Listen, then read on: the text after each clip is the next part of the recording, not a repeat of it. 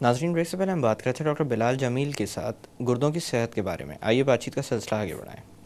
Doctor صاحب، جب علاج چل رہا ہوتا ہے گردوں کی کسی بھی بیماری کی وجہ سے، یا گردوں کو جب نقصان پہنچنا شروع ہو گیا، یہ معاملہ سامنے آ جاتا ہے اور علاج کا سلسلہ شروع ہوتا ہے، تو میں نے اکثر ایک معاملہ دیکھا جس کی وجہ سے مریضوں کا اعتقاد اپنے ڈاکٹرز پر بھی کسی حد تک کم ہو جاتا ہے. وہ یہ ہے کہ ڈائٹری ریسٹرکشنز. کیونکہ کبھی کبھی ایسا ہوتا ہے کہ مریض جب آپس میں بیٹھے ہوئے ہوتے ہیں کہ جی میرے ڈاکٹر نے تو مجھے اس چیز سے بھی منع کیا تھا اور آپ کے ڈاکٹر نے نہیں کیا، تو پھر جا کر دوبارہ سے ریویو کروایا جائے یا ڈاکٹر تبدیل کر کے دیکھا جائے. ڈائٹری ریسٹرکشنز کا کیا معاملہ ہے؟ اور جیسے فلوئڈ کی بات کی جاتی ہے کہ گردوں کو صحت مند رکھنے کے لیے فلوئڈ انٹیک زیادہ ہونا چاہیے، بیماری ہو جانے کے بعد بھی یہ اصول اسی طرح قائم رہتے ہیں یا تبدیل ہوتے رہتے ہیں؟ دیکھیے، اس کے لیے جو ہے نا، پہلی تو یہ بات ہے کہ جب ہم گردے کی بیماری کہتے ہیں تو گردے کی بیماری کوئی ایک بیماری نہیں ہے.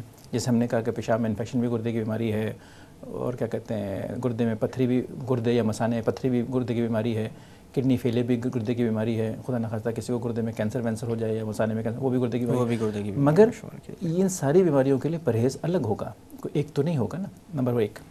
نمبر دو، جس ہم نے کڈنی فیلر کی بات کی، تو کڈنی فیلئر اگر گردے 30% کام کریں تب بھی فیل ہیں، اور اگر 10% کام کر رہے ہیں یا 90% کام کریں تو اس میں ایک اسپیکٹرم ہے، ایک اینڈ ہے اور ایک یہ اینڈ ہے. اس دونوں اینڈ کے اسپیکٹرم میں ڈائٹ مختلف ہو سکتی ہے، اور ڈائٹ جو ہے وہ بہت سی اور چیزوں سے، جو بلڈ کے ٹیسٹ کی خرابی ہے وہ بہت سی اور چیزوں پہ منحصر ہے، اور اس کی وجہ سے ڈائٹ چینج ہو سکتی ہے. تو یہ بالکل ممکن ہے کہ ایک مریض کو کہا جا رہا ہے کہ آپ بہت پانی پئیں. کیوں؟ کیونکہ وہ پتھری کا مریض ہے، پانی پیے گا، اور بالکل صحیح کہا جا رہا ہے، پانی پیے گا، جو یورین ہے اس کا ڈائلیوٹ ہوگا، پتھری بننے کا چانس کم ہے.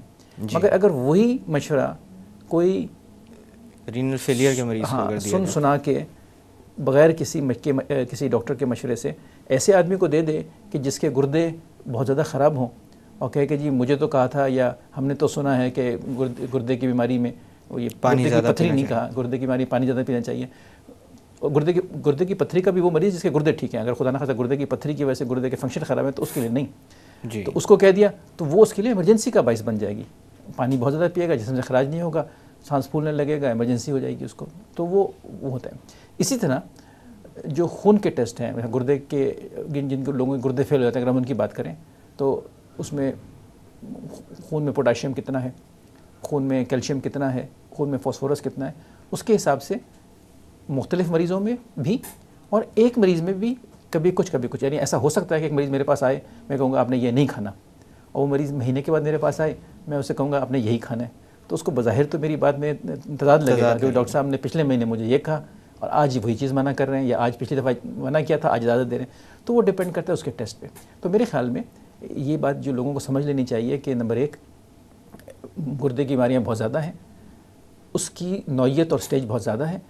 ہر آدمی کو اپنی بیماری کے حساب سے اپنے ڈاکٹر سے مشورہ لینا چاہیے اور اس پہ عمل کرنا چاہیے.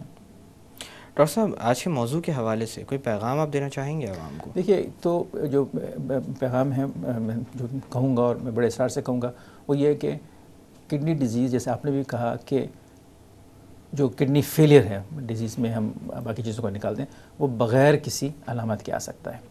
اور آج کل دنیا میں کڈنی ڈیزیز کو سائلنٹ کلر بھی کہا جا رہا ہے. پین نہیں ہو رہا اور گردے ختم ہو گئے.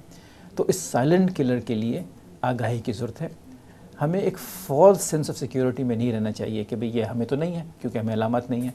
ہمیں اگر ہم اس ہائی رسک گروپ میں آتے ہیں تو اس کو سیریسلی لینا چاہیے.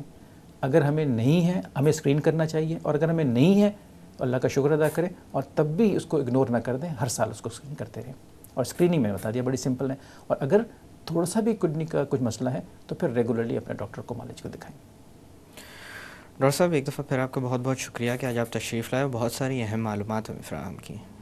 میں بھی شکریہ ادا کرنا چاہوں گا کہ مجھے موقع ملا کہ میں اپنے لوگوں سے اس پریونشن کے خاص طور پہ حوالے سے بات کر سکوں.